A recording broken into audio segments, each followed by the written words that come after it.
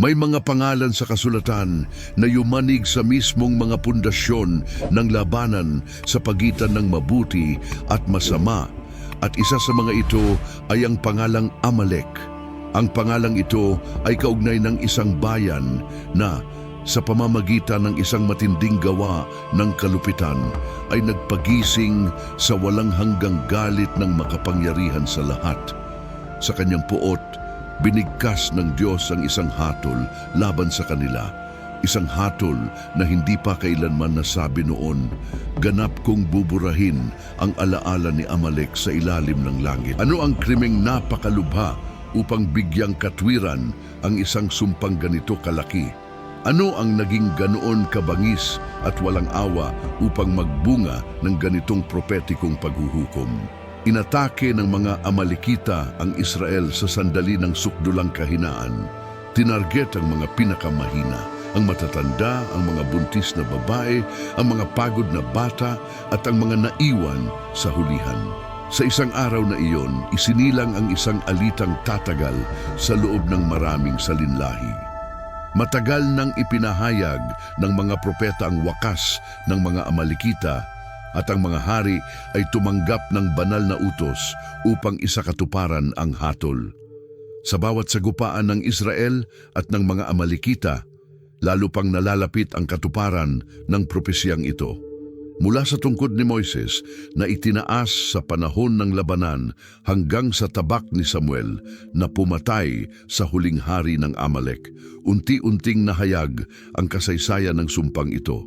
Isang kasaysayan kung saan nagtagpo ang sobrenatural at ang makalupa. Ngayon, ating bubuksan ang hiwaga ng isinumpang bayang ito, aalamin ang kanilang pinagmulan, ang mga krimeng hindi mapapatawad na kanilang ginawa, at kung paano natupad ang propesya ng Diyos salita sa salita, hanggang sa ang pangalan ni Amalek ay mabura magpakailanman. Ang kasaysayan ni Amalek ay patunay na walang anumang salita ng Diyos ang nawawala sa saysay. Upang maunawaan kung sino ang mga Amalekita, kinakailangang balikan ang kanilang pinagmulan sa pamilya. Nagsisimula ang kwento kay Esau, ang kambal na kapatid ni Jacob, ang panganay na anak ni Isaac at Rebekah. Gayunman, ipinagbili ni Esau ang kanyang karapatan bilang panganay kapalit ng isang simpleng mangkok ng nilagang lentil. Sa kanyang paglaki, nagkaroon si Esau ng ilang asawa at isa sa mga ito na nagngangalang Ada ay nagluwal ng isang anak na nagngangalang Eliphaz. Si Eliphaz naman ay nagkaroon ng maraming anak at mayroon din siyang isang aliping babae na nagngangalang Timna na ayon sa Genesis 36:12 ay nagsilang kay Amalek. Kaya si Amalek ay apo ni Eliphaz at apo sa tuhod ni Esau na siya namang apo ni Isaac. Ang puntong ito ng pinagmulan ay napakahalaga sapagkat ipinapakita nito na ang mga Amalekita ay malalayong kamag-anak ng mga Israelita. Pareho silang nagmula kay Isaac, ngunit habang ang Israel ay nagmula kay Jacob, ang Amalek ay nagmula kay Esau, mga pamilyang pinaghiwalay ng magkakaibang pagpili at kapalaran. Ang ugnayang pampamilya na ito ang lalong nagpalalim sa alitan sa pagitan ng mga Amalekita at ng mga Israelita. Hindi lamang sila mga kaaway mula sa malalayong lupain, kundi mga kamag-anak na naging mortal na magkaribal. Kaya ang pangalang Amalek ay naging kasing kahulugan ng puot laban sa Israel. Ngunit noong panahong iyon, siya ay isa lamang bagong silang nasanggol sa pamilya ni Esau, na walang sino mang nakaalam ng papel na gagampanan ng kanyang mga inapo sa kasaysayan ng Biblia. Ang mga inapo ni Esau ay hindi nanatili sa Kanaan sa tabi ng pamilya ni Isaac. Lumipat sila patungong timog sa isang rehiyon na bulubundukin at mabato.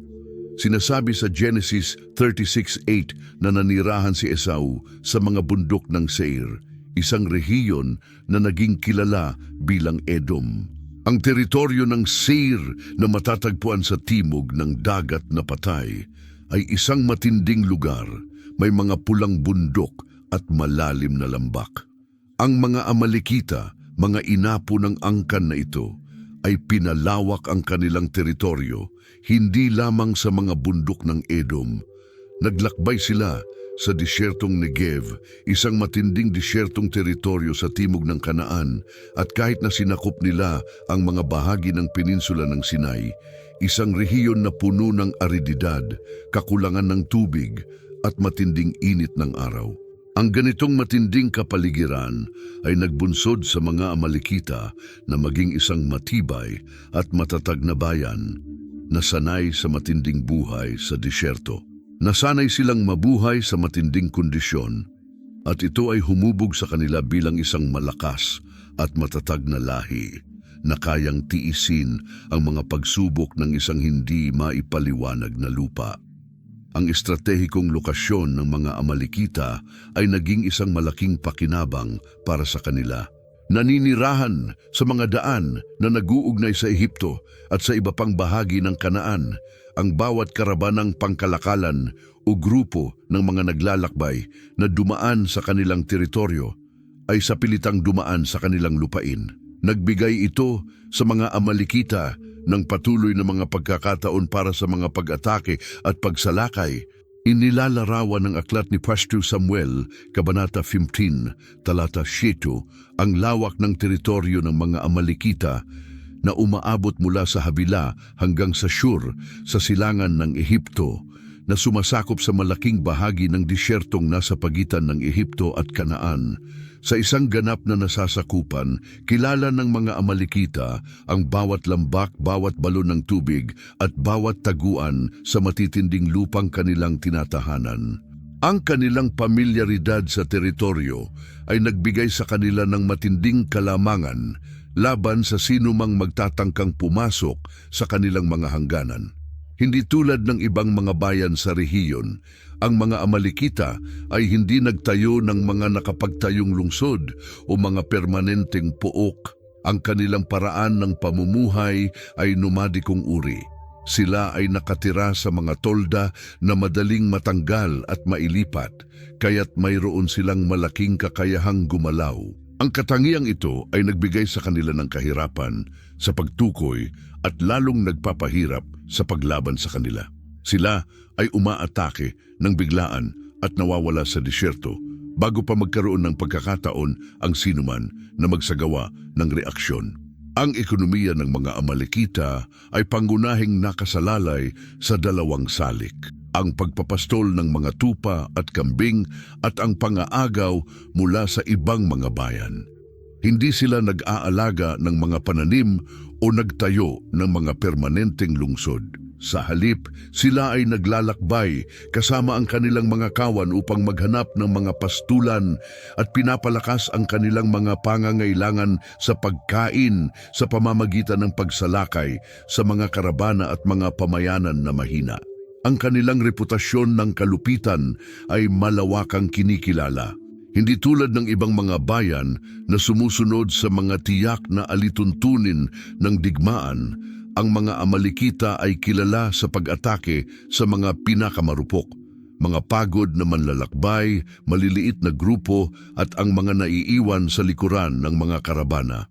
Ang ganitong uri ng barbarikong digmaan ay nagbigay sa kanila ng matinding takot at pagkamuhi.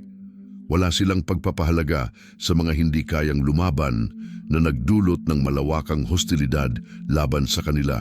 Ang kanilang asal ay nagkaroon ng malalim na kahihinatnan, lalo na nang makaharap nila ang Israel, at ito ang naging dahilan ng kanilang hatol mula sa Diyos. Ang kanilang pag-iral ay nakatuon sa digmaan at pananalakay. Hindi sila interesado sa pagtatayo ng mga pangmatagalang alyansa o sa pagbuo ng isang matatag na sibilisasyon. Ang kanilang kultura ay umiikot sa matinding lakas at kakayahang mag-alis at kumuha ng mga bagay mula sa ibang mga bayan. Bago ang unang malaking labanan sa pagitan ng Israel at mga Amalekita, may isang pambihirang pangyayari, isang propeta na tinatawag na Balaam, na inarkila ng hari ng Moab upang isumpa ang Israel, ay napilitang pagpalain ang mga Hebreo ng Diyos. Sa kanyang mga propesiya, nagsalita si Balaam tungkol sa ibang mga bansa at ang aklat ng mga bilang, Kabanata 4, talata 20 ay nagtatala ng isang partikular na pahayag tungkol kay Amaleke. Amaleke, pinuno ng mga bansa, ngunit sa huli mapapahamak magpakailanman. Ang pangungusap na ito ay parehong mahirap unawain at makapangyarihan. Ano ang ibig sabihin ng pinuno ng mga bansa? Ipinapaliwanag ng ilang mga iskolar na ito ay tumutukoy sa katotohanan na ang mga Amalekita ang unang umatake sa Israel pagkatapos ng kanilang paglaya mula sa Ehipto. Ang iba naman ay naniniwala na ito ay may kinalaman sa kanilang pagiging sinaunang bayan o kahalagahan sa mga lungsod sa rehiyon. Ngunit ang pinakamahalagang bahagi ng propesya ay ang ikalawang bahagi na nag-anunsyo ng kabuuang pagkapawi ng Amaleke. Ngunit sa huli, mapapahamak magpakailanman. Ang pahayag na ito ay hindi lamang isang prediksyon ng pagkatalo sa digmaan, kundi isang deklarasyon ng ganap na pagkawasak. Ang propesya ni Balaam ay isa sa maraming naganap sa lumang tipan na tiyak na natupad kapag ipinahayag ng isang tunay na propeta na pinili ng Diyos. Ito ang magiging kapalaran ni Amaleke, isang ganap na pagkalipol, hindi lamang pisikal, kundi pati na rin sa kasaysayan at espiritual. Ngunit upang maunawaan kung bakit nararapat ang kapalaran ng mga Amalekita, kinakailangang tingnan ang kanilang mga ginawa. Ang bayan ng Israel na kamakailan lamang pinalaya mula sa pagkaalipin sa Ehipto pagkatapos ng 800 taon ay pinalaya ng Diyos sa pamamagitan ng mga makapangyarihang tanda, ang 10 salot, ang pagbukas ng pulang dagat at ang paglipol ng hukbong Ehipsyo. Ang katotohanan na inatake ng mga Amalekita ang Israel sa sandaling iyon ng kahinaan ang siyang naging punto ng pagbabago na magtatakda ng kanilang kapalaran ng pagkapuksa. Ngayon ang bayan ng Israel ay naglalakbay sa disyertong patungo sa lupang pangako, isang napakalaking karamihan ng mga lalaki, babae, bata, matanda, ang kanilang mga kawan at lahat ng kanilang mga pag-aari. Ang pagtawid sa disyerto ay mahirap at nakakapagod. Sa araw, ang matinding init ng araw ay nagsunog ng lahat ng nasa paligid at sa gabi, ang matinding lamig ay dumapo sa lahat. Kaunti ang tubig at mas kaunti pa ang pagkain. Ang mga pinakamahihina tulad ng mga matanda at maliliit na bata ay naglalakad ng mabagal at sa natural na paraan ay naiwan sa likuran. Bumuo ng isang mahina na grupo na binubuo ng mga pagod at ubos na tao. Ang sandaling ito ng kahinaan ay ang pagkakataon na hinintay ng mga Amalekita. Imbis na direktang labanan ang hukbo ng Israel, hindi nagpadala ng mga mensahero ang mga Amalekita upang magdeklara ng digmaan. Walang anumang provokasyon o direktang banta mula sa Israel laban sa kanilang teritoryo. Ang Israel ay simpleng dumadaan lang sa disyerto. Sa sandaling ito ng kahinaan, inatake ng mga Amalekita. Inilarawan ng aklat ng Deuteronomio, Kabanata 25, mga talata 17 at 18, ang nangyari. Alalahanin mo ang ginawa ni Amaleke sa daan nang sila'y umalis sa Ehipto. Paano niya kayo sinalubong sa daan at inatake ang likuran, lahat ng mga mahihina na nasa likod mo, nang kayo'y pagod at ubos na, at hindi siya natakot sa Diyos. Inatake nila ang mga pinakamahihina at walang kakayahang magdepensa, ang mga matanda, mga buntis na babae at mga batang naglalakad ng mabagal. Ang pag-atake ay isang malupit na kilos at itinuturing ng Biblia na wala silang paggalang o takot sa Diyos. Bagamat alam na nila ang mga milagro na ginawa ng Diyos sa Ehipto tulad ng mga salot, ang pagbukas ng pulang dagat at ang paglipol ng hukbong Ehipsyo, hindi nila pinansin ang lahat ng iyon. Wala silang takot ni paggalang sa Diyos o sa kanyang bayan. Ang ganap na kawalan ng paggalang sa banal at ang kalupitan laban sa mga walang kalaban-laban ay nagtapos sa kapalaran ng mga Amalekita. Nang malaman ni Moises ang tungkol sa pag-atake, kumilos siya agad. Ang lugar na kanilang pinagkampuhan ay nasa Refidim sa desyertong Sinai. Tinawag ni Moises si Josue, isang batang mandirigma na sa kalaunan ay magiging kanyang kahalili. Sa aklat ng Exodo, Kabanata 21, talata 9, itinala ang mga utos ni Moises. Pumili ka ng mga tao at lumaban ka sa mga Amalekita. Bukas ay pupunta ako sa tuktok ng burol, dala ang baston ng Diyos sa aking kamay. Kailangang pumili ni Josue ng mga pinakamahusay na mandirigma upang harapin ang mga Amalekita, at si Moises naman ay aakyat sa burol na may baston ng Diyos, ang parehong baston na ginamit niyang magsagawa ng mga milagro sa Ehipto at magbukas ng pulang dagat. Kinabukasan, pinangunahan ni Josue ang mga Israelita sa laban, samantalang si Moises ay umakyat sa burol kasama sina Aaron at Ur. Mula roon, pinanood nila ang labanang nagaganap sa larangan. Habang itinaas ni Moises ang kanyang mga kamay kasama ang baston, ang mga Israelita ay nagtatamo ng kalamangan. Ngunit kapag ibinaba niya ang kanyang mga kamay, nagsisimulang mangibabaw ang mga Amalekita. Inilalarawan ng Exodo 17:11. At nangyari na, nang itinaas ni Moises ang kanyang kamay, ang Israel ay nagwagi. Ngunit nang ibaba niya ito, ang Amaleke ang nagwagi. Ipinapakita nito ang isang pangunahing katotohanan.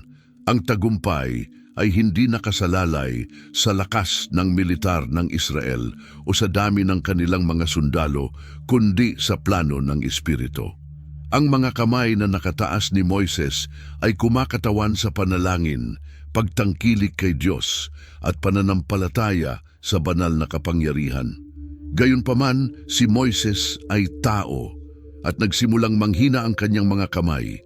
Nang hindi na kayang itaguyod ni Moises ang kanyang mga kamay, naglagay si Aaron at Ur ng isang bato sa ilalim niya upang siya ay umupo, at pagkatapos ay tinulungan nilang hawakan ang kanyang mga kamay, isa sa bawat gilid hanggang sa paglubog ng araw. Sinasabi ng Exodo 17:12, ang mga kamay ni Moises ay napagod, kaya't kumuha sila ng isang bato at inilagay ito sa ilalim niya, at siya ay umupo dito.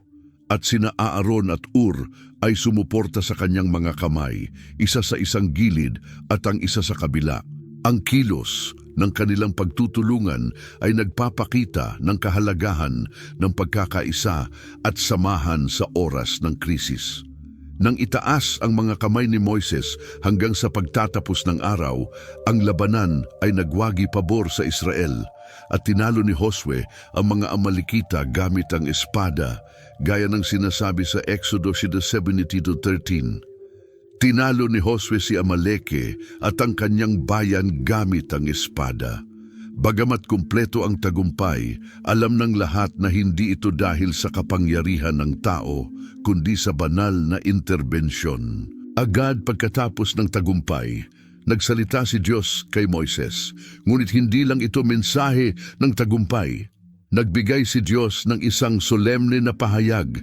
Inihayag na ang kapalaran ng Amaleke ay tinatakan at sila ay matatalo ng tuluyan, na magaganap sa paglipas ng panahon.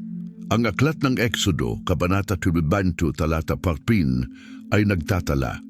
At sinabi ng Panginoon kay Moises, isulat mo ito sa isang roll upang magsilbing alaala. Sabihin kay Josue, nabuburahin ko ng lubusan ng alaala ni Amaleke mula sa ilalim ng mga langit. Ang utos na ito ay may dalawang bahagi.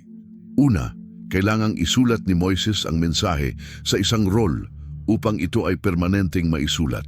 Pangalawa, kailangang ipahayag niya kay Josue na buburahin ng Diyos ganap ang alaala ni Amaleke. Bakit ito ipahayag kay Josue? Dahil siya ang magiging leader sa pananakop ng Canaan at kailangan niyang malaman na ang bayan ni Amaleke ay nasa ilalim ng paghatol ng Diyos. Ang salitang raere ay malakas.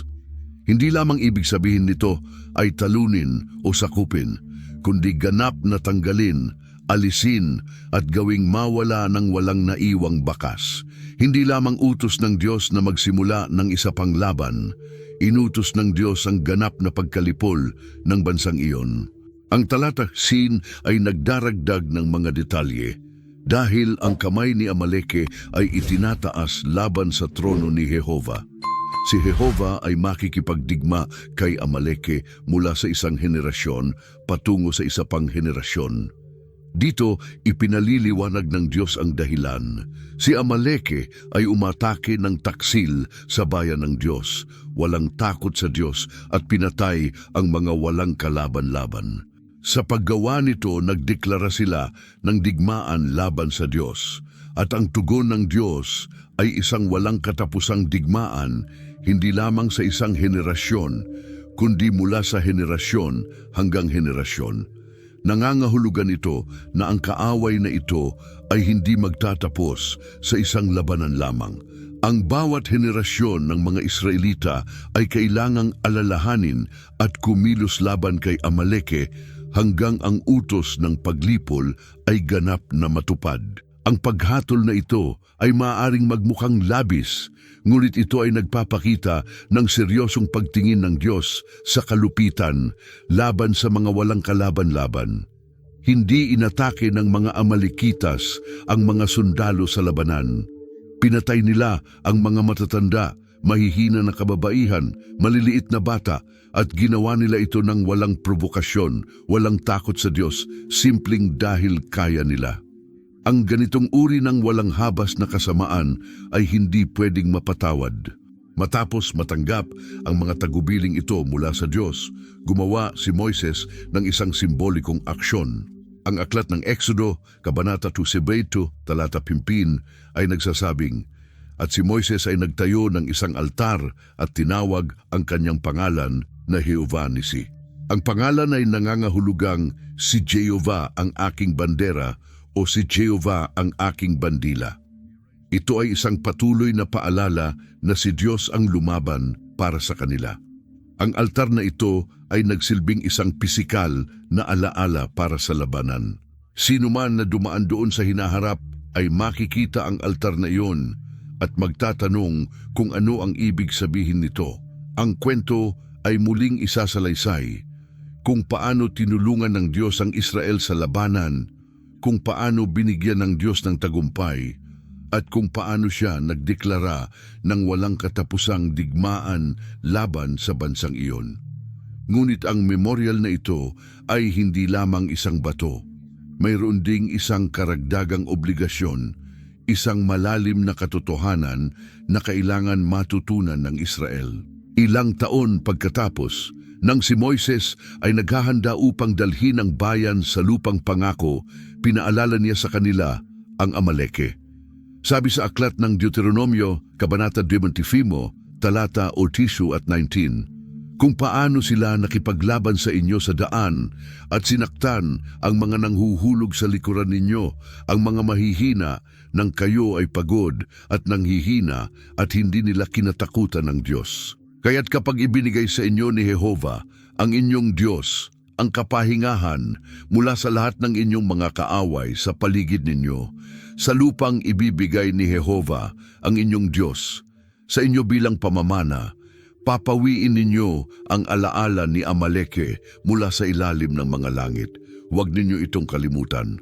Ang utos ay malinaw, huwag kalimutan ang ginawa ni Amaleke.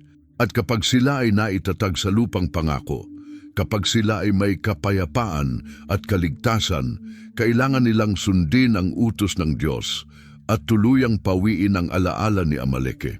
Ang responsibilidad na ito ay ipapasa mula sa henerasyon hanggang sa henerasyon. Ang mga magulang ay kailangang ikwento ito sa kanilang mga anak at ang mga lolo't lola ay kailangang ipaalala ito sa kanilang mga apo. Walang sino man ang pwedeng kalimutan ito. Ang alaala ng ginawa ni Amaleke ay kailangang manatili hanggang sa ganap na maisakatuparan ang paghatol ng Diyos. Ito ay isang banal na tungkulin na sa kalaunan ay magiging responsibilidad ng mga hari ng Israel na may mga kahihinatnan na magbabago sa takbo ng kasaysayan. Matapos sakupin ni Josue ang lupain ng Canaan at mamatay, pumasok ang Israel sa isang magulong panahon na kilala bilang ang panahon ng mga hukom. Isa itong panahon ng walang hari kung saan ang bawat isa ay gumagawa ng kung ano ang sa tingin nila ay tama. Ang Israel ay patuloy na bumabalik sa idolatriya. Pinayagan ng Diyos na sila'y pahirapan ng mga kaaway. Ang bayan ay dumaan sa pagtawag ng tulong at ang Diyos ay nagbigay ng hukom upang palayain sila. Ang siklong ito ay paulit-ulit na nangyari sa mga siglo. Pinasarap ng mga Amalekita ang kawalan ng katatagan. Hindi na lamang sila mga mananakop mula sa disyertong ito, kundi nagbuo sila ng isang organisasyon at gumawa ng mga alyansa sa iba pang mga kaaway ng Israel upang magdulot ng pinakamalaking pinsala na posible. Isang alyansang ito ay nakatala sa Aklat ng Mga Hukom, Kabanata 3, talata 10 at 13. Ang mga anak ni Israel ay muling gumawa ng masama sa mga mata ni Jehova at pinagtibay ni Jehova si Eglon, hari ng Moab, laban sa Israel, sapagkat sila ay gumawa ng masama sa mga mata ni Jehova. At siya ay nagtipon ng mga anak ng Amon at ng Amaleke, at sila ay pumaroon at tinalo ang Israel at kinuha ang lunsod ng mga palmera. Nagbuo siya ng isang estratehikong alyansa kasama ang mga Amonita at mga Amalekita upang atakihin ang Israel. Sama-sama bumuo sila ng isang makapangyarihang koalisyon na nagtagumpay sa pagpapahirap sa bansang Hebreo at nasakop ang Jericho, ang kilalang lungsod ng mga palmera. Hindi lamang isang pagnanakaw, kundi isang okupasyon na tumagal ng onutino mahabang taon. Sa loob ng halos 2 dekada, ang Israel ay nanatili sa ilalim ng kapangyarihan ng alyansang ito, kung saan ang mga Amalekita ay aktibong kalahok sa pagpapasakop sa bayan ng Diyos. Ang panahong ito ay puno ng kalungkutan, kung saan ang Israel ay napilitang magbigay ng paggalang sa kanilang mga mananakop at mabuhay sa ilalim ng patuloy na paghamak. Ang presensya ng mga Amalekita sa koalisyong ito ay nagpapatunay na ang kanilang kaaway laban sa Israel ay hindi humupa sa paglipas ng panahon. Bagkus, patuloy nilang hinahanap ang mga paraan upang pahinain at saktan ang bayan ng Diyos. Sa kabila ng lahat, ang mga Amalekitas ay hindi lamang mga kaaway ng nakaraan, kundi isang patuloy na banta, laging handang magsamantala ng anumang kahinaan sa espiritu ng Israel upang umatake. Paglipas ng mga taon, muling nalugmok ang Israel sa kasalanan at pinayagan ng Diyos na muling bumagsak ang isang banyagang pang-aapi sa bayan. Sa pagkakataong ito, mas matindi at mas mapanira ito. Ang mga Midianitas, kasama ang mga Amalekitas at iba pang mga tao mula sa silangan ay nagsanib puwersa at nagdulot ng matinding paghihirap sa Israel sa loob ng 7 taon. Ang Aklat ng Mga Hukom, Kabanata Adam, talata 3-5 ay naglalarawan ng mabigat na sitwasyon. Nang ang Israel ay nagtatanim, ang mga Midianitas, ang mga Amalekitas at ang mga anak ng silangan ay sumalakay laban sa kanila. Sila ay dumating at sinalakay sila. Nagkampo laban sa kanila at winasak ang mga ani ng lupa hanggang Gaza. At wala silang iniwan para makain sa Israel, ni mga tupa, ni mga baka, ni mga asno, sapagkat sila ay dumating na may mga hayop at dumating na may mga tolda sa malaking bilang tulad ng mga balang. Sila at ang kanilang mga kamelyo ay hindi mabilang, kaya't sila ay dumating sa lupa upang wasakin ito. Ang pang-aapi ay sistematikong pinlano. Taon-taon, kapag ang mga Israelita ay nagtatanim at naghihintay ng anihan, ang mga salakay na ito ay dumarating na parang salot, ninanakaw ang ilang bahagi ng ani. Ngunit hindi sila kontento rito. Winawasak nila ang lahat, kasama ang Gaza sa pinakababa ng Israel. Wala silang iniwan, walang pagkain, walang hayop, walang kahit anong bagay na magpapasustento sa bayan. Ang paglalarawan ay nakakagulat. Dumating sila sa mga bilang na para bang isang ulap ng mga balang na sumasakop sa buong lupa. Nagdala sila ng sarili nilang mga hayop at nagkampo sa teritoryo ng Israel, kinakain at winawasak ang lahat ng kanilang natagpuan, kasama na ang mga tolda at mga pagkain. Ang kanilang mga kamelyo ay hindi mabilang, kaya't ang kanilang kakayahan sa paglipat at pagdadala ng kanilang nakaw ay napakahalaga. Ang mga Amalekitas, na may malalim na kaalaman sa disyertong ito at may kasanayan sa mabilis na pag-atake, ay mahalaga sa estratehiya ng koalisyong ito ng pagkawasak. Ang kanilang karanasan sa disyerto ay naging batayan ng kanilang scorched earth strategy. Sa loob ng 7 mahahabang taon, ang Israel ay napilitang magtago sa mga kuweba at bundok, sinusubukang protektahan ang kaunting natira sa kanilang mga taniman. Ang talata 10 ng parehong kabanata ay nagsasabing, kaya't ang Israel ay naging lubhang kapos at ang mga anak ni Israel ay dumaan sa paghingi ng tulong sa Panginoon. Ang sitwasyon ay naging labis na desperado at sa wakas humingi na ang bayan ng tulong mula sa Diyos. Sa kanyang awa, itinaas ng Diyos si Gideon na gamit lamang ang 300 kalalakihan ay tinalo ang napakabigat na koalisyong ito sa isang himalang labanan. Muli, ipinakita ng mga Amalekita ang kanilang tunay na kalikasan, palaging handang sumali sa anumang dahilan ng mga nais pahirapan at wasakin ng Israel.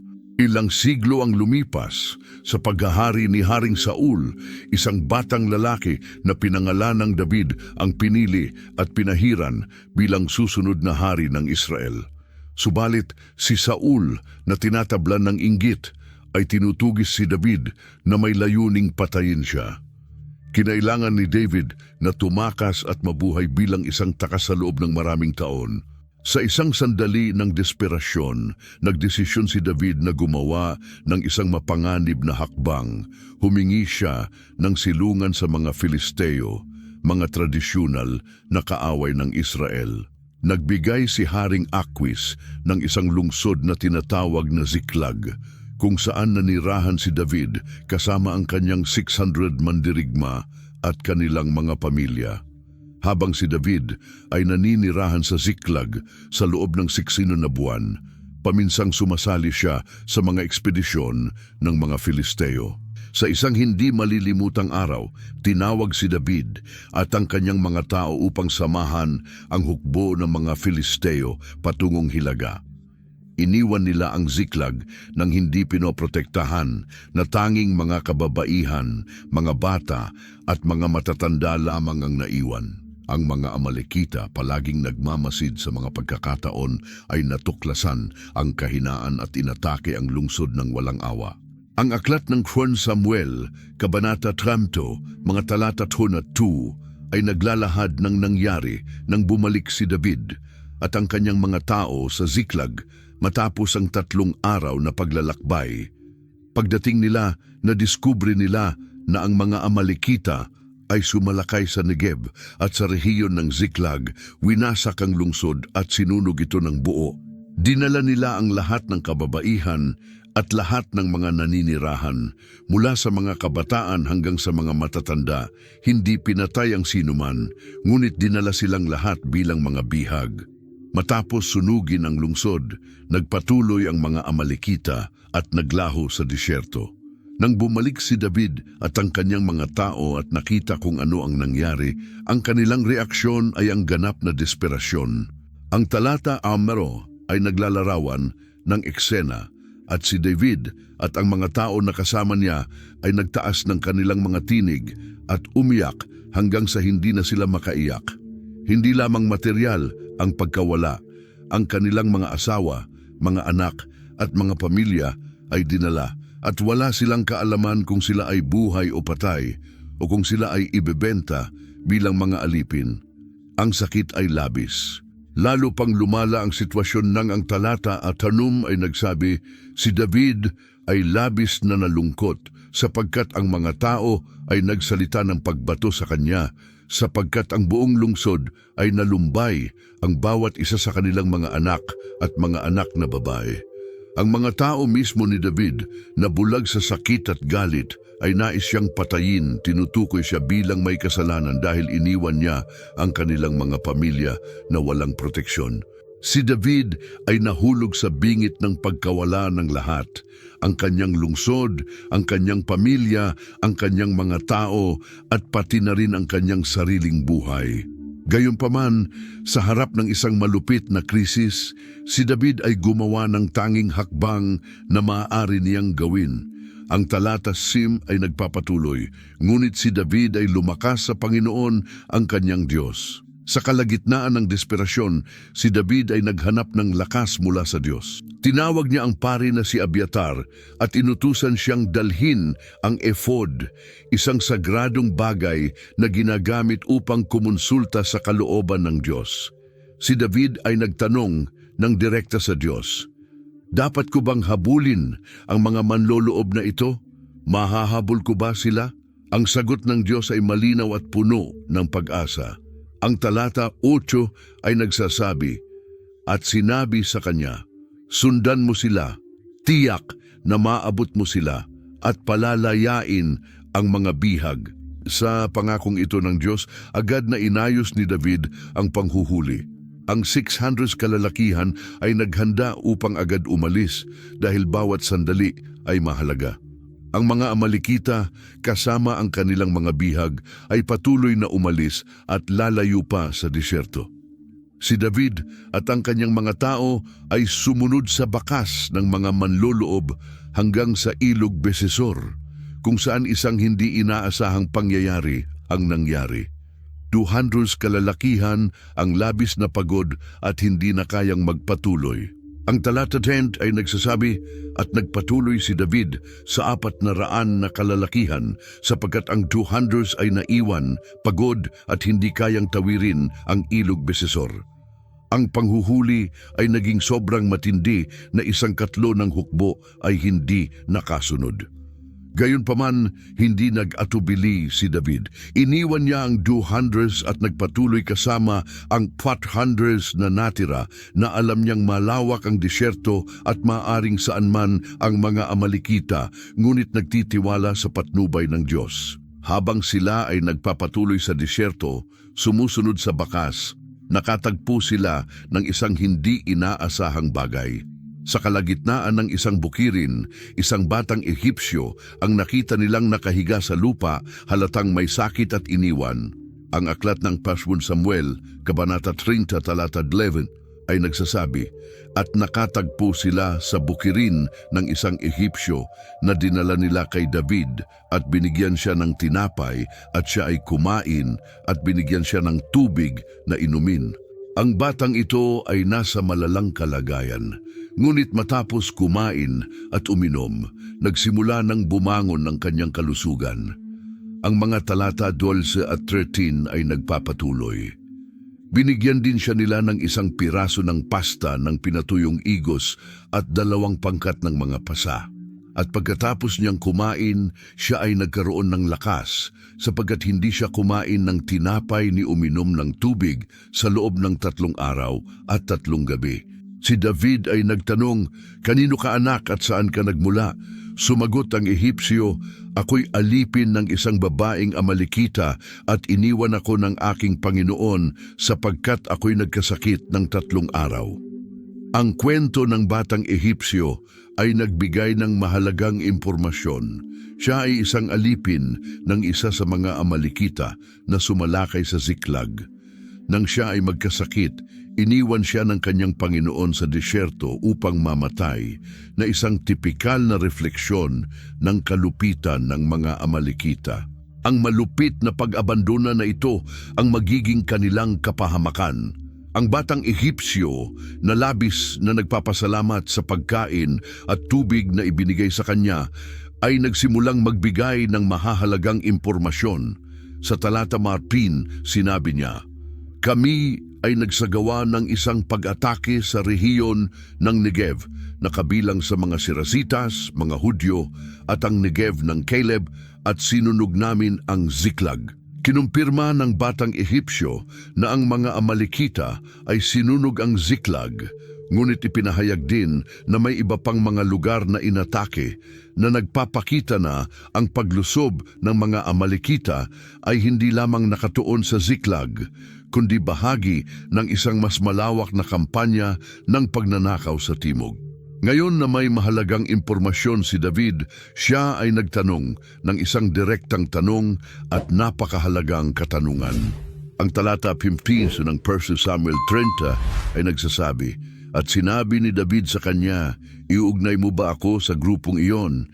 At siya ay sumagot, "Ipanumpa mo sa Diyos na hindi mo ako papatayin, ni ipapasa sa aking Panginoon at dadalhin kita sa grupo na iyon." Alam ng batang Ehipsyo eksakto kung nasaan ang mga Amalekitas sapagkat siya ay kasama nila hanggang 3 araw bago. Alam niya ang lokasyon, ang kampo at ang lahat ng mga detalye tungkol sa grupo. Nagbigay si David ng isang panata na nangangako na hindi siya papatayin ni ipapasa sa kanyang dating Panginoon. Sa ganitong garantiya, pumayag ang batang Ehipsyo na gabayan si David at ang kanyang mga kalalakihan ng diretsyo sa mga manloloob. Kung hindi nangyari ang pagkikita, maaaring magtagal si David sa paghahanap sa malawak na disyerto nang hindi makita ang mga Amalekitas. Ngunit ang Diyos, sa pamamagitan ng kanyang probidensya, ay naghanda ng pagkakataong ito. Pinangunahan ni David at ng kanyang 400 kalalakihan ang batang Ehipsyo at sa wakas ay natagpuan nila ang kampo ng mga Amalekitas. Ang kanilang nakita ay nagdulot ng galit at determinasyon. Ang aklat ng 2 Samuel, Kabanata 30, talata 16 ay nagsasabi, "At dinala niya sila at narito sila ay nakakalat sa buong lupain, kumakain, umiinom at nagdiriwang ng malaking pagnanakaw na kanilang kinuha mula sa lupain ng mga Filisteo at mula sa lupain ng Huda." Ang mga Amalekitas ay nagdiriwang ng kanilang tagumpay. Pakiramdam ay ligtas at tiyak na walang sinuman ang hahabol sa kanila. Sila ay nakakalat sa buong lugar, masayang nagdiriwang ng kanilang ninakaw, hindi nag-aalala sa anumang banta. Walang mga gwardya ni mga pag-iingat. Ito ay isang perpektong pagkakataon upang sumugod. Hindi nag-aksaya ng oras si David at sa talata 72 ay makikita natin, "At sinalakay sila ni David mula sa umaga hanggang sa hapon ng susunod na araw at walang sinuman sa kanila ang nakaligtas maliban sa 400 kabataang nakasakay sa mga kamelyo at tumakas." Ang labanang ito ay tumagal mula umaga hanggang hapon ng susunod na araw. Isa itong matindi at desisibong labanan. Mula sa lahat ng Amalekitas, tanging 400 kabataan ang nakaligtas, nakasakay sa mabilis na mga kamelyo at tumakas. Ang resulta ay isang ganap at kabuuang tagumpay. Ang talata 8 ay nagsasabi, "At ni-recover ni David ang lahat ng kinuha ng mga Amalekitas at ni-recover ang kanyang 2 asawa." Hindi lang ang mga asawa ni David, sina Ainoa at Abigail ang naibalik, kundi lahat ng mga bihag ay pinalaya rin.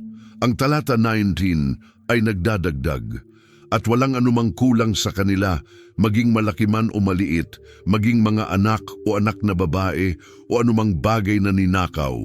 Lahat ng kinuha ni David ay naibalik. Walang anumang nawala. Lahat ng tao, kabilang ang mga bata, kababaihan at matanda na nahulog sa kamay ng mga Amalekitas, ay naibalik ng buo at ligtas." At hindi lang iyon, kundi ni-recover ni David ang lahat ng ninakaw ng mga Amalekitas. Hindi sila nawalan ng kahit isang bagay, ngunit mayroon pang mas marami. Ang talata 20 ay nagsasabi, "Kinuha ni David ang lahat ng mga tupa at mga kawan, at dinala ang mga ito sa kanyang mga kalalakihan, at sinabi nila, 'Ito ang pagnanakaw ni David.'" Hindi lang ang mga Amalekitas ang nagnakaw ng mga bagay mula sa Ziklag, kundi pati na rin ang mga yaman mula sa iba't ibang mga pagsalakay. Lahat ng kawan at yaman na iyon ay ngayon na kay David at sa kanyang mga kalalakihan. Nang bumalik si David at ang kanyang mga tao sa ilog Besesor, kung saan iniwan nila ang 200 kalalakihan na pagod, isang pagtatalo ang naganap. Ang ilang mga mandirigma na lumaban ay ayaw magbahagi ng mga nakuha nilang gamit sa mga hindi nakasama sa laban. Inilalarawan ng talata 22, kaya't sinabi ng lahat ng masamang tao at masasama sa mga nakasama ni David, dahil hindi sila sumama sa atin, hindi namin bibigyan sila ng kahit ano mula sa ating ninakaw, kundi ang bawat tao ay magdadala ng kanilang asawa at mga anak at aalis. Ang kanilang ugali ay makasarili at hindi makatarungan. Nais ng mga lalaking ito na kunin ang lahat para sa kanilang sarili dahil naniniwala sila na ang kanilang nakuha ay karapatan nila sapagkat sila ang lumaban. Ngunit si David bilang isang makatarungang pinuno ay nagtakda ng prinsipyo ng katarungan. Ang mga talata 23 at 24 ay nagtatala ng kanyang tugon. At sinabi ni David, "Huwag ninyo itong gawin mga kapatid ko sa kung ano ang ibinigay sa atin ni Jehova, na nag-ingat sa atin at nagbigay sa ating mga kamay ng mga salarin na dumating laban sa atin. Sino ang makikinig sa atin sa kasong ito? Sapagkat ayon sa bahagi ng mga bumaba sa labanan, gayon din ang bahagi ng mga nagbantay ng mga gamit. Makakatanggap sila ng pantay na bahagi." Kinikilala ni David ang isang mahalagang katotohanan. Ang tagumpay ay mula sa Diyos, hindi sa lakas ng tao. Itinatag niya ang isang makatarungang alituntunin ng paghahati kung saan ang lahat, walang pakialam kung sila ay nakibahagi sa laban o hindi, ay tatanggap ng pantay na bahagi. Ang talata Vespi Fimo ay nagtatapos. Mula sa araw na iyon, ito ay itinakda bilang isang batas at utos sa Israel hanggang sa mga araw na ito. Tusi, ang desisyong ito ni David ay naging isang permanenteng batas sa Israel.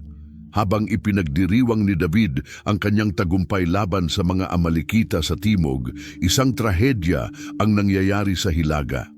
Pinangunahan ni Haring Saul ang hukbo ng Israel laban sa mga Filisteo sa bundok Gilboa. Ang labanang iyon ay naging isang kabiguan. Tinalo ng mga Filisteo ang Israel ng lubusan. Ang tatlong anak ni Saul, sina Jonathan, Abinadabe at Malkisua, ay namatay sa araw na iyon. Ang hukbong Israelita ay tumakas at si Saul ay nasugatan ng malubha. Napagtanto niyang siya ay talo na, kaya't ipinasya niyang hilingin sa kanyang tagapaglingkod na patayin siya upang hindi mahulog buhay sa kamay ng mga Filisteo. Ngunit ang tagapaglingkod na natatakot ay hindi naglakas loob na patayin ang hinirang ng Diyos. Kaya't kinuha ni Saul ang kanyang sariling espada at itinaga ang sarili. Nang makita ng tagapaglingkod na patay na si Saul, siya rin ay nagpakamatay. Doon natapos ang paghahari ng unang hari ng Israel. 3 araw pagkatapos, si David ay nasa Ziklag nang dumating ang isang mensahero, gaya ng inilarawan sa aklat ng 2 Samuel, Kabanata 1, talata 2 at 3. Ang mensahero ay mula sa kampo ni Saul. Ang kanyang mga damit ay punit at puno ng alikabok. Nang dumating, siya ay nagpatira pa sa harap ni David at nagbigay galang.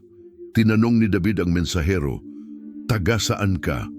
At sumagot siya, "Ako'y nakatakas mula sa kampo ng Israel." Ang mensahero na may punit na mga damit at ang ulo ay tinakpan ng alikabok na mga tradisyonal na tanda ng pagluluksa, agad na tinanong ni David kung ano ang nangyari. Ang talata 4 ay nagtatala. Sinabi ni David sa kanya, "Anong nangyari? Ipagmakaawa ko sa iyo, sabihin mo sa akin." At sumagot ang binata, "Ang bayan ay tumakas mula sa laban, at marami ang nahulog at namatay. Si Saul at ang kanyang anak na si Jonathan ay namatay din." Ang balitang ito ay napakalupit. Ang hukbo ay tumakas Marami ang namatay at mas masakit pa, si Saul at si Jonathan ay namatay. Si Jonathan ang pinakamatalik na kaibigan ni David na naging mas malapit sa kanya kaysa sa isang kapatid, at si Saul sa kabila ng lahat ng kanyang ginawa ay ang hari pa rin ng Israel, ang hinirang ng Diyos. Kailangan ni David ng kasiguruhan. Ang talata 5 ay nagpatuloy. At sinabi ni David sa binatang nagdala ng balita, "Paano mo nalaman na namatay si Saul at ang anak niyang si Jonathan?" Nagtanong si David upang tiyakin ang pagkakatotoo ng mensahe.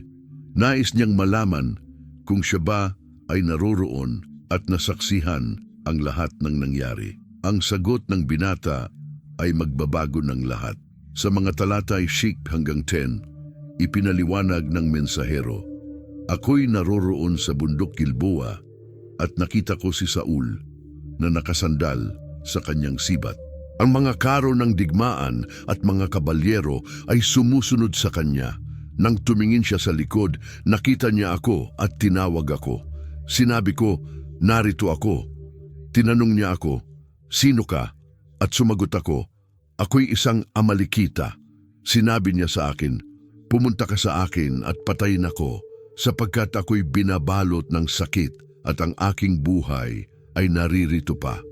Kaya't humiga ako sa kanya at pinatay ko siya, sapagkat alam ko na hindi siya makaliligtas sa pagkatalo.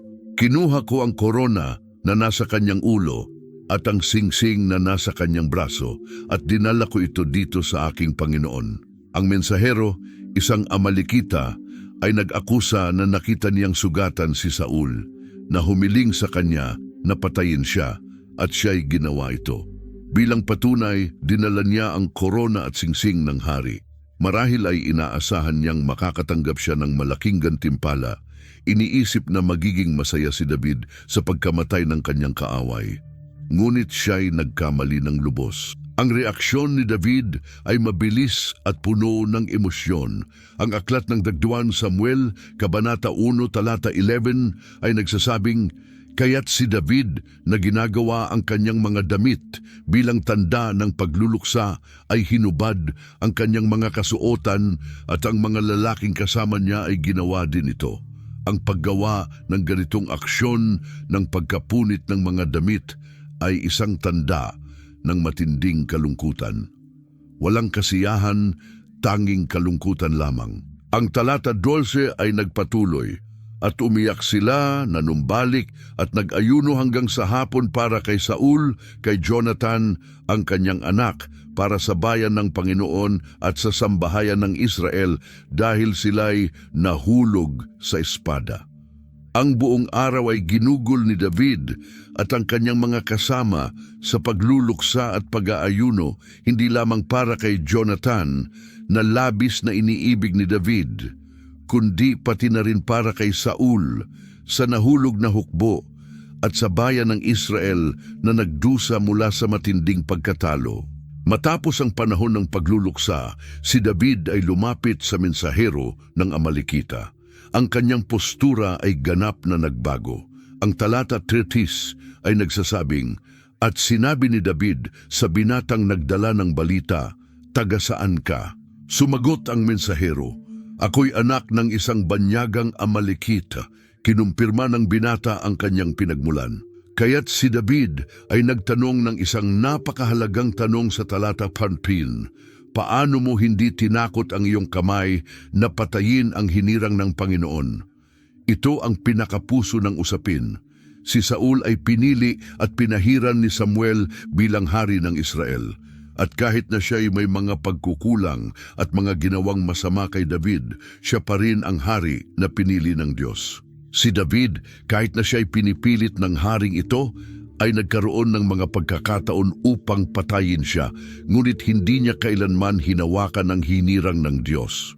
Ngayon, isang Amalekita ang nag-aangking siya'y pumatay sa hari na ayon sa utos ng Diyos, ay siya rin dapat magpatuloy sa pagtupad sa paghahatol ng Diyos sa mga Amalekitas. Ang talata 50 ay nagpatuloy, "Kaya't tinawag ni David ang isa sa kanyang mga lalaking kasama at sinabi, 'Pumunta at patayin siya.' At siya'y sinugatan at namatay. Walang talakayan, walang pagpapahaba ng hatol. Ang hatol ay agad at direktang ipinatupad. Ang talata iniksin ay nagtatala ng mga huling salita ni David sa mensahero. Ang iyong dugo ay babagsak sa iyong sariling ulo, sapagkat ang iyong sariling bibig ang nagpatotoo laban sa iyo na nagsasabi, pinatay ko ang hinirang ng Panginoon. Ang mensahero, Amalekita, ay tinatakan ang kanyang sariling kapalaran gamit ang kanyang mga salita. Inamin niya ang kanyang ginawa at ang kanyang bibig ang nagkondena sa kanya. Ang kasaysayan dito ay may malalim na ironya. Ang mga Amalekita bilang isang bayan ay nasa ilalim ng hatol ng pagkawasak mula pa noong mga araw ni Moises, at ngayon ang isa sa kanila ay namatay dahil sa kanyang pag-aangkin na pinatay niya ang hari, nang ang hatol na iyon ay dapat sana ay ipinatupad ni Saul. Nang pinahiran ni Samuel si Saul bilang unang hari ng Israel, ibinigay sa kanya ng Diyos ang isang partikular na misyon: wasakin ang mga Amalekita. Hindi ito isang simpleng labanan, kundi ang pagpapatupad ng isang utos mula sa Diyos. Ang aklat ng Samuel, Kabanata 15, mga talata 7 at 2, ay nagtatala ng isang mahalagang pag-uusap sa pagitan ni Samuel at Saul. Pinadala ako ng Panginoon upang itanghal kang hari sa kanyang bayan sa Israel, kaya't mag-ingat ka sa mga salita ng Panginoon. Ganito ang sabi ng Panginoon ng mga hukbo: parurusahan ko ang ginawa ni Amaleke sa Israel na humadlang sa kanya sa daraanan nang siya ay lumabas mula sa Ehipto. Pinayuhan ni Samuel si Saul na hindi ang bayan, hindi ang lakas ni Saul, at hindi ang kanyang personal na merito ang nagbigay sa kanya ng trono, kundi ang Diyos ang pumili sa kanya. At ngayon, may isang utos na dapat niyang sundin. Parusahan si Amaleke dahil sa kanyang pagtataksil sa Israel noong panahon ng Exodo. Ang talata 3 ay malinaw: pumunta ka ngayon at salakayin si Amaleke at sirain ang lahat ng kanyang mga pag-aari, huwag mo siyang patawarin, patayin ang mga lalaki, mga babae, mga bata at pati ang mga hayop, mga baka, mga tupa, mga kamelyo at mga asno. Ito ay isang utos ng kabuuang pagkawasak na kilala bilang Erem, kung saan walang dapat mabuhay ni mga tao ni mga hayop. Ang utos na ito ay tila matindi, ngunit ito ay katuparan ng hatol ng Diyos na ipinahayag noong mga henerasyon pa sa disyertong iyon. Ang mga Amalekita ay may mga siglo upang baguhin ang kanilang mabagsik at marahas na kalikasan. Sa halip na magbago, patuloy silang umatake sa mga mahihina, bumuo ng mga alyansa upang apihin ang Israel, at pinanatili ang kanilang ganap na pagwawalang bahala sa Diyos at sa buhay ng tao. Ang panahon ng pasensya ng Diyos ay natapos na. Mayroong malinaw na responsibilidad si Saul. Bilang hari ng Israel, tungkulin niyang sundin ang hatol ng Diyos, walang kalabuan. Ang utos ay walang puwang para sa interpretasyon. Ang lahat ay dapat na wasakin. Ang tanong ngayon ay, susundin ba ni Saul ang utos ng buo? Sa simula, si Saul ay seryoso sa utos ng Diyos. Tinipon niya ang hukbong Israeli at nagtipon ng isang malakas na pwersang militar. Ang aklat ng unang Samuel, Kabanata 15, talata 7 ay nagsasabing, kaya't tinipon ni Saul ang bayan at ininspeksyon ang mga ito sa Telaim, 200,000 na mga sundalo ng infanteriya at 10,000 mga tao mula sa Huda. Isang napakalaking hukbo ito para sa pamantayan ng panahoy iyon. Sa napakalaking hukbong ito, nagmarcha si Saul patungo sa teritoryo ng Amalekita. Ang talata 10 ay nagtatala, at nang dumating si Saul sa lungsod ng Amaleki, naglatag siya ng isang ambush sa lambak. Si Saul ay gumawa ng isang matalinong estratehiyang militar. Inilagay ang kanyang mga tropa sa isang imboska sa lambak malapit sa isang lungsod na may pader. Bago umatake, ginawa ni Saul ang isang kapansin-pansing hakbang.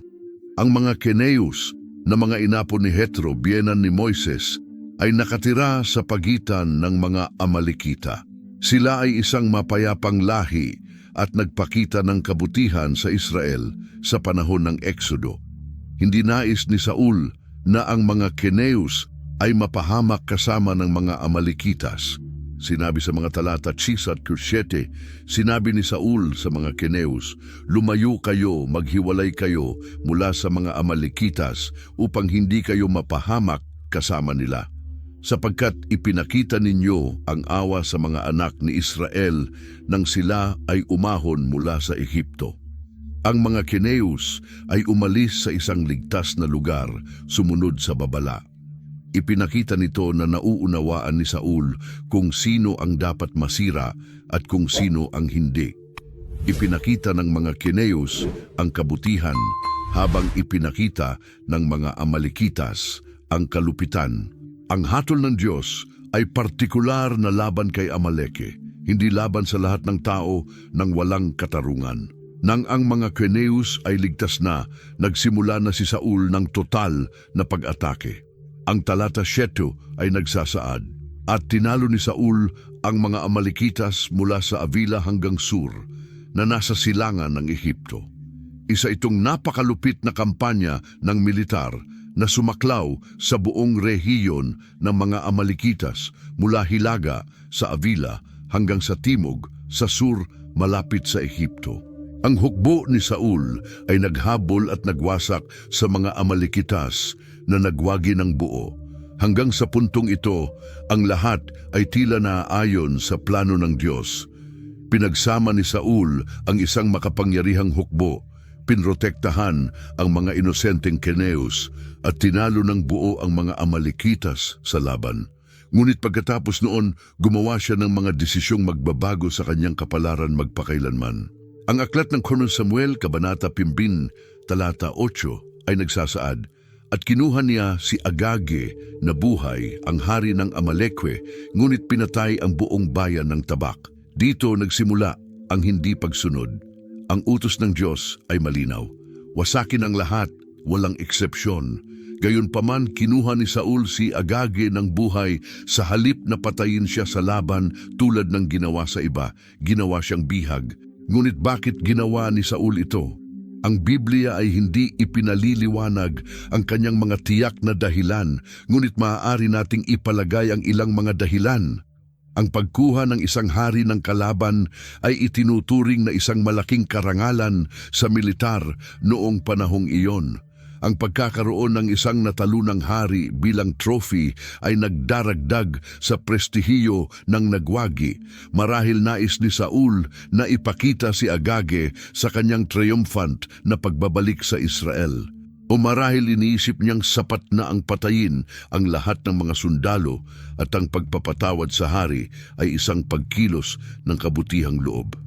Ngunit ang hindi pagsunod ay hindi tumigil diyan. Ang talata 9 ay naglalantad ng isang mas malalang bagay. Pinatawad ni Saul at ng bayan si Agage at pati na rin ang pinakamahusay na mga tupa at mga baka, ang mga matabang hayop, ang mga tupa at lahat ng mabuti. Hindi nila nais na wasakin. Ngunit winasak nila ang lahat ng mga bagay na kasuklam-suklam at mababang uri. Ang desisyon na ito ay hindi lamang ni Saul. Ang bayan ay nakilahok din sa selektibong hindi pagsunod. Nakita nila ang lahat ng mga nasamsam, malalaking kawan ng tupa, matabang mga baka at malusog, mga tupa ng kalidad, at nagdesisyon na itago ang mga iyon. Winasak lamang nila ang mga bagay na walang halaga, ang mga matanda, ang mga may sakit, ang mga walang silbi. Bahagyang tumalima sila. Winasak nila ang hindi nila nais anuman ang mangyari, ngunit hindi nila sinunod ang tunay na mahalaga. Ang selektibong pagsunod ay direktang lumalabag sa utos ng Diyos. Malinaw na sinabi ng Diyos, wasakin ang lahat. Walang eksepsyon batay sa material na halaga. Si Saul at ang bayan ay nagpasya kung anong bahagi ng utos ang susundin at kung anong bahagi ang kanilang ipagwawalang bahala na inuuna ang kanilang sariling pagpapasya kaysa sa utos ng Diyos. Nang bumalik si Saul na tagumpay mula sa laban, nagsalita ang Diyos kay Samuel. Ang pag-uusap ay masakit para sa matandang propeta. Ang aklat ng Kanon Samuel, Kabanata 15, mga talata 10 at 11 ay nagsasaad, at dumating ang salita ng Panginoon kay Samuel na nagsasabing, "Ikinalulungkot ko na inilagay ko si Saul bilang hari dahil siya'y lumihis sa akin at hindi sinunod ang aking mga utos." Si Samuel ay labis na nalungkot at nagdusa sa buong gabi. Dumaan siya sa gabi na tumatawag sa Panginoon. Inihayag ng Diyos kay Samuel ang hindi pagsunod ni Saul at ang propeta ay lubos na nasaktan. Siya ang nagpakilala kay Saul bilang hari. Siya ang nagbigay gabay kay Saul sa mga unang taon ng paghahari. At ngayon, ito ang nangyari.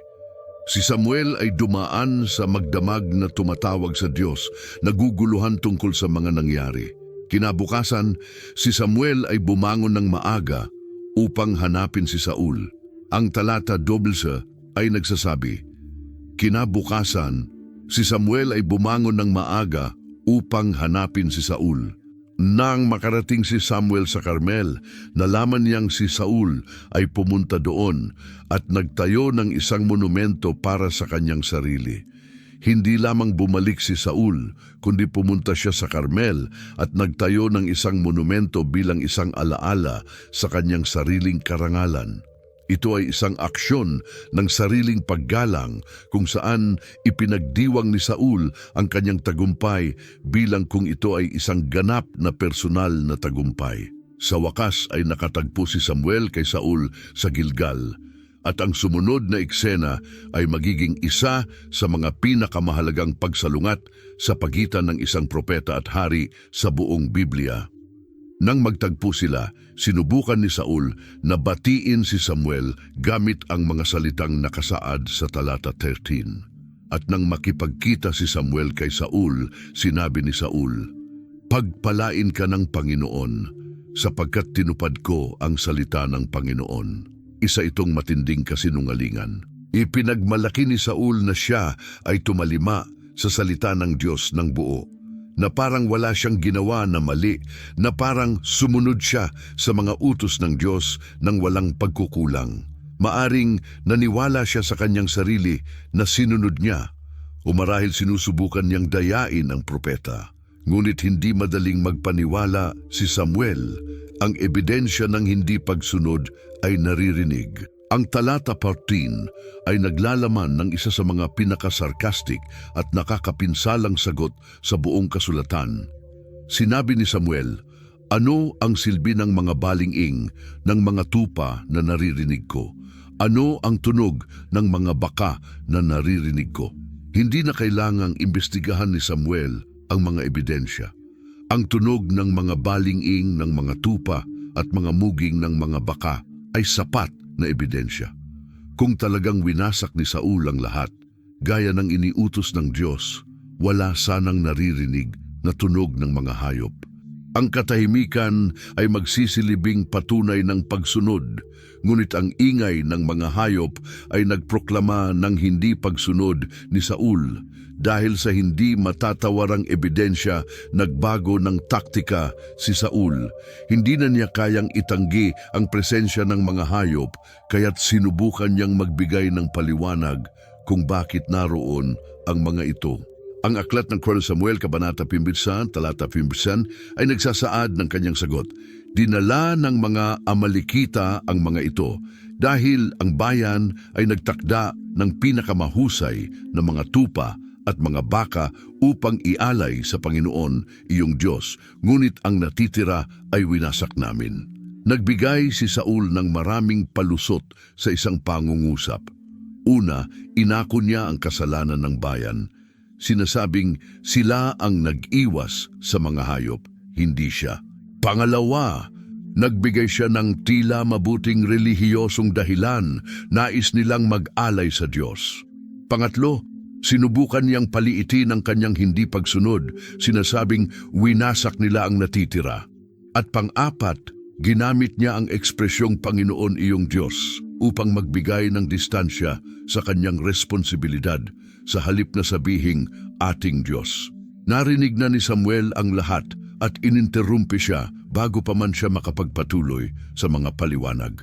Ang talata 16 ay nagsasaad, sinabi ni Samuel kay Saul, hayaan mong ikwento ko sa iyo kung ano ang sinabi sa akin ng Panginoon ngayong gabi. Sumagot si Saul, sabihin mo. Nagbago ang tono. Hindi si Samuel nandoon upang makipagtalo o makinig sa mga paliwanag. Dumating siya upang magbigay ng mensahe mula sa Diyos. Sinimulan ni Samuel na ipaalala kay Saul kung saan siya nagsimula. Ang talata 17 ay nagsasabi, at sinabi ni Samuel, bagamat ikaw ay itinuturing mong maliit, hindi ka ba tinawag ng Diyos na maging pinuno ng mga lipi ng Israel at pinili ng Panginoon na maging hari ng Israel? Si Saul ay wala sa kahalagahan bago siya pinili ng Diyos. Siya ay nagmula sa pinakamaliit na tribo at pinakamahina sa pamilya. Ngunit itinaas siya ng Diyos, pinili at ginawang hari sa buong Israel. Pagkatapos, idinetalye ni Samuel kung ano ang iniutos ng Diyos. Ang talata 18 ay nagsasabi, at ipinadala kayo ng Panginoon sa misyong ito at sinabi, pumunta kayo, wasakin ang mga makasalanan ng Amalekita at makipaglaban sa kanila hanggang sa tapusin ninyo. Ang utos ay hindi pwedeng maging mas malinaw. Ganap na pagwasak, makipaglaban hanggang sa kamatayan, wala nang lugar para sa hindi pagkakaunawaan. Dumating ang direktang paratang. Ang talata 19 ay nagsasaad, bakit hindi ninyo pinakinggan ang tinig ng Panginoon, ngunit sa halip nagsibalik kayo sa mga samsam at ginawa ninyo ang masama sa paningin ng Panginoon? Hindi sumunod si Saul. Sa halip, tinangkilik niya ang mga samsam. Ang kanyang mga ginawa ay malinaw na nagpapakita kung nasaan siya. Ang puso ni Saul ay tunay na nakatuon sa material na pakinabang, hindi sa pagsunod sa Diyos. Muli, sinubukan niyang ipagtanggol ang kanyang sarili. Ang talata 20 ay nagtatala, at sumagot si Saul, sinunod ko ang tinig ng Panginoon at nagpunta ako sa misyon na ipinadala ng Panginoon sa akin at dinala ko si Agage, hari ng mga Amalekitas, at winasak ko ang mga Amalekitas. Patuloy niyang pinaninindigan na siya ay sumunod. Oo, nahuli niya si Agage ng buhay, ngunit winasak niya ang iba pang mga Amalekitas. Sa kanyang isipan, ito ay itinuturing na pagsunod. Pagkatapos ay inulit niya ang kanyang dahilan. Ang talata 18 ay nagsasabi, ngunit kinuha ng mga tao ang mga tupa at mga baka mula sa mga samsam, ang mga unang bunga ng itinagong bagay, upang mag-alay ng mga handog sa Panginoon, iyong Diyos, sa Gilgal. Muling ipinagkait niya ang mga tao at muli niyang iniharap ang isang relihiyosong dahilan, ngunit wala nang dahilan ang tatanggapin ngayon. Si Samuel ay nagbigay ng ilan sa mga pinakamalalakas at pinakamatinding salita sa buong Biblia. Ang mga talata 22 at 23 ay nagsasabi, at sinabi ni Samuel, tanto ang kaluguran ng Panginoon sa mga holocaust at mga handog, gaya ng pagsunod sa mga salita ni Jehova. Sa katunayan, ang pagsunod ay mas mabuti kaysa sa mga handog at ang atensyon na ibinibigay sa taba ng mga tupa. Sapagkat ang paghihimagsik ay katulad ng kasalanan ng panghuhula, sa idolatria at mga masasamang hangarin ng mga masama, tulad ng masasamang hangarin ng mga masama na matigas ang ulo. Dahil tinanggihan ninyo ang salita ng Panginoon, tinanggihan din niya kayo at hindi na kayo magiging hari. Ang mensahe ay nakagugulat. Hindi nais ng Diyos ang mga handog na hayop na ninakaw. Nais niya ang pagsunod. Ang pagsunod ay mas mabuti kaysa sa anumang relihiyosong alay. Ang paghihimagsik ni Saul ay kasing bigat ng panggagaway, at ang kanyang matigas na ulo ay kasing sama ng idolatria. At dahil tinanggihan ni Saul ang salita ng Diyos, pinarusahan siya ng Diyos at tinanggihan siya bilang hari. Ang hatol ay pinal at hindi mababago. Sa wakas, hinarap ni Saul ang hatol ng Diyos at inamin ang kanyang kasalanan. Ang aklat ng 1 Samuel, Kabanata 15, talata 24 ay nagtatala. Kaya't sinabi ni Saul kay Samuel, "Pequei, pois quebrei o mandamento do Senhor e as tuas palavras, pois temia o povo e consentiu com a voz deles." Sa kauna-unahang pagkakataon, malinaw na inamin ni Saul na siya ay nagkasala at nilabag ang utos ng Diyos. Ang kanyang pagpapahayag ay nagpakita ng tunay na problema. Mas natatakot siya sa tao kaysa sa Diyos. Nakinig siya sa tinig nila, imbes na makinig sa tinig ng Diyos. Isang pag-amin na inilagay niya ang kasikatan sa ibabaw ng pagsunod, ang takot sa tao sa ibabaw ng takot sa Diyos. Nagmakaawa si Saul ng kapatawaran. Ang talata 25 ay nagsasabi, "Ako'y nagmamakaawa na patawarin mo ang aking kasalanan ngayon at bumalik sa akin upang ako'y makapagpuri sa iyo." Nais niyang bumalik si Samuel upang magpuri sila ng magkasama, upang bumalik sa normalidad, ngunit huli na para sa normalidad. Hindi nagpumiglas si Samuel. Ang talata 29 ay nagsasabi ng kanyang sagot, "Hindi ako babalik sa iyo sapagkat tinanggihan mo ang salita ng Panginoon at tinanggihan ka ni Jehova bilang hari ng Israel. Wala nang pagbalik." Ang hatol ay naipasana at hindi na mababago. Nang umiwas si Samuel upang umalis, may nangyaring dramatiko. Ang talata 27 ay nagsasabi, "At nang siya'y tumalikod upang umalis, hinawakan ni Samuel ang dulo ng kanyang damit at ito'y napunit." Hinawakan ni Saul ang damit ni Samuel sa isang desperadong kilos at ang damit ay napunit sa kanyang mga kamay. Ginamit ni Samuel ang insidenteng ito bilang isang visual na propesya. Ang talata 28 ay nagsasabi, "Sinabi ni Samuel sa kanya, ngayon ay inalis sa iyo ng Panginoon ang kaharian ng Israel at ibinigay ito sa isang kapitbahay na mas mabuti kaysa sa iyo." Ang punit na damit ay sumimbolo ng kaharian na inalis kay Saul at pinili na ng Diyos ang isang mas mabuting tao upang magmana ng trono. Dagdag pa ni Samuel sa talata 29, "Bukod dito, ang kaluwalhatian ng Israel ay hindi magsisinungaling ni magsisisi, sapagkat hindi siya tao upang magsisi." Ang desisyon ng Diyos ay pinal, hindi ito magbabago tulad ng ginagawa ng mga tao. Ang nangyari na at ang pangako ay matutupad. Muling nanindigan si Saul.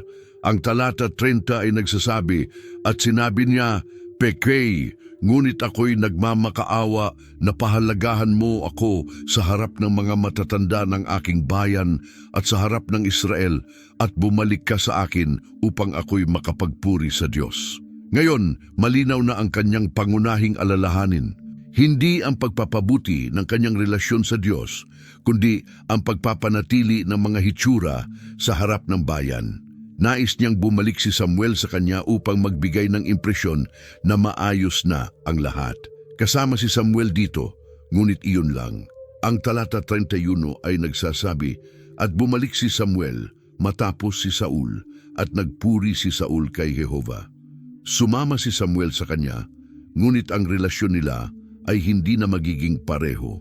Pagkatapos ay inasikaso ni Samuel ang hindi pa tapos na isyu, si Haring Agage. Ang talata 32 ay nagsasabi, "At sinabi ni Samuel, dalhin mo sa akin si Agage, hari ng mga Amalekitas." At lumapit si Agage sa kanya. Masaya niyang sinabi kay Agage, "Ang kapaitan ng kamatayan ay tiyak na lumipas." Inisip ni Agage na siya ay nakaligtas. Lumipas ang mga araw mula nang siya ay hulihin. Tiyak na pinatawad siya ni Saul.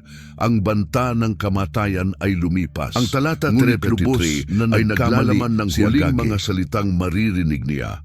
At sinabi ni Samuel, "Kung paanong pinatay ng iyong espada ang mga kababaihan na walang mga anak, gayon din ang iyong ina ay magiging walang anak sa mga kababaihan."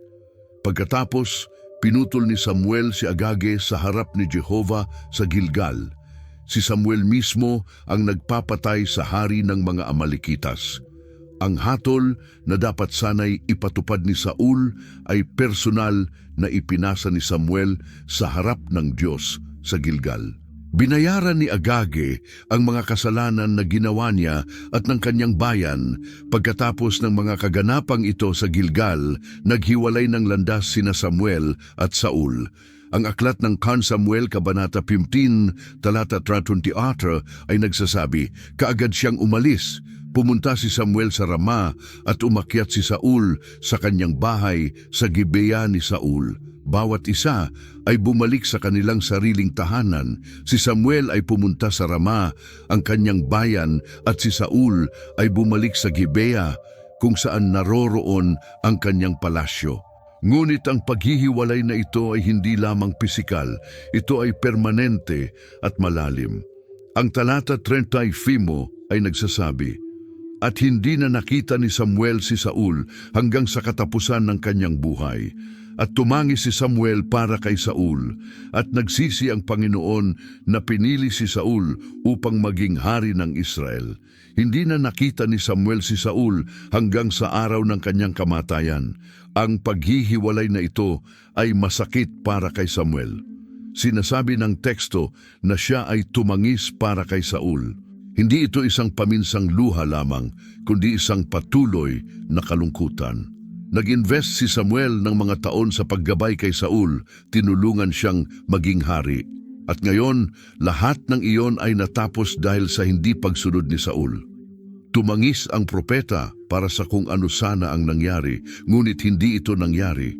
Ang salitang pagsisisi ni Jehova ay kailangang maunawaan ng tama. Hindi ibig sabihin na nagkamali ang Diyos sa pagpili kay Saul. Ang talata 39 ay malinaw na nagsasabing hindi nagsisisi ang Diyos tulad ng tao. Ibig sabihin, nagsisi ang Diyos sa sitwasyon. Nakaramdam siya ng sakit sa kung paano nagwakas ang mga bagay. Binigyan niya si Saul ng lahat ng pagkakataon, ngunit pinili ni Saul ang hindi pagsunod. Habang tumatangis si Samuel sa Rama, inihanda na ng Diyos ang susunod na hakbang. Sa susunod na kabanata, sinabi ng Diyos kay Samuel, hanggang kailan ka magtatangis para kay Saul dahil tinanggihan ko siya na hindi maghahari sa Israel? Punuin mo ang iyong panghunting gamit ng langis at pumunta.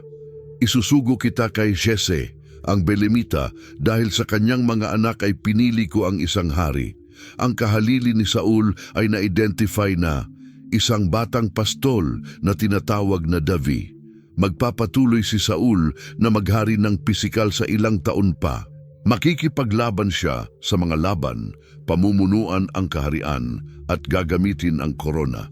Ngunit espiritual, ang kanyang paghahari ay natapos noong araw na iyon sa Gilgal. Tinanggihan na siya ng Diyos. Ang kaharian ay kinuha na mula sa kanya. Isa na lamang itong isyu ng oras hanggang sa matupad ang nakikita at espiritual na realidad. Pagkatapos ng mga kaganapan sa paghahari ni Saul, isang mahalagang bagay ang nangyari sa mga kasulatan. Ang mga nabanggit na mga Amalekita bilang isang organisadong bansa ay halos nawala. Nagkaroon ng atake sa Ziklag kung saan tinalo ni David ang mga ito ng lubusan. Ngunit kahit na pagkatapos nito may mga natirang kalat-kalat na bakas. Ang panghuling suntok ay dumating ng mga siglo kalaunan sa paghahari ni Haring Ezekias ng Huda. Ang aklat ng Qumran Kronika, Kabanata 4, talata 42 at 43 ay nagtatala ng isang di kilalang, ngunit makabuluhang pangyayari. Ganon din, 500 lalaki, kabilang ang mga anak ni Simeon, ang pumunta sa bundok Seir, pinangunahan ni Pelatias, ni Arias, Refaias at Ukieli, mga anak ni Isi, at winasak ang mga natirang bakas ng Amaleke at nanirahan doon hanggang ngayon. Ang 500 lalaking mula sa tribo ni Simeon ay inatake ang bundok Seir, ang dating teritoryo ng Edom, kung saan nanirahan ang mga inapo ni Esau. Dito nila natagpuan ang huling bakas ng mga Amalekita na nakaligtas sa mga nakaraang pagkatalo, at sila ay ganap na nawasak na nanirahan sa lupaing iyon. Ang pangyayaring ito ay naganap bandang 715 BK na nagdulot ng ganap na katapusan. Pagkatapos nito, hindi na binanggit ang mga Amalekitas bilang isang tao sa paglalakbay. Ang desisyon na ipahayag ng Diyos sa Rephidim ilang siglo bago ay tuluyang natupad ng buo. Ang alaala ni Amaleke ay naalis mula sa ilalim ng mga langit, eksaktong tulad ng ipinahayag ng Diyos. Walang natirang bansa ng Amalekita, walang mga arkeolohikal na tala sa kanila ang mga pinakamahalaga. Wala silang iniwang mga monumental na lungsod o makabuluhang mga nakasulat na tala. Ang kanilang pangalan ay nabubuhay lamang sa mga pahina ng Biblia bilang isang babala at bilang patutuo na ang mga salita ng Diyos ay natutupad. Sa kasunod na tradisyong Hudyo, naging simbolo si Amaleke. Kumakatawan siya sa mga umaatake, sa mga mahihina ng walang provokasyon, ang mga hindi natatakot sa Diyos, ang mga sumasalungat sa mga layunin ng Diyos. Hanggang ngayon, sa ilang komunidad ng Hudyo, sila ay binabasa ng publiko. Ang kwento ni Amaleke ay nagsisilbing paalala na ang matinding kasamaan ay hindi maaaring palakihin. Ang buong kwento ng mga Amalekitas mula sa kapanganakan ni Amaleke bilang apo ni Esau hanggang sa kanyang kamatayan at ganap na pagkalipol sa bundok Seir ay tumagal ng higit sa 1,000 taon. Ito ay isang kwento ng patuloy na hostilidad, mga pagkakataong nasayang para sa pagbabago ng inaasahang pasensya ng Diyos at sa huli ng isang ganap na paghatol na naisakatuparan. Ang desisyon ng Diyos sa Exodo, Kabanata 17 ay natupad ng tumpak. Kung ang kwentong ito ay nakaantig sa iyong puso at tumulong sa iyo upang mas maunawaan ang mga kasulatan, inaanyayahan kita na mag-subscribe sa channel at i-activate ang bell notification upang hindi mo ma-miss ang anumang video. Tuwing linggo, nagdadala kami ng mga kamanghamanghang kwentong biblikal na inilahad ng malinaw at malalim. Ibahagi ang video na ito sa iyong pamilya, mga kaibigan, at simbahan upang mas maraming tao ang makaalam ng mga makapangyarihang katotohanan mula sa salita ng Diyos. At sabihin sa amin sa mga komento, anong leksyon ang natutunan ninyo mula sa kwento ng mga Amalekitas?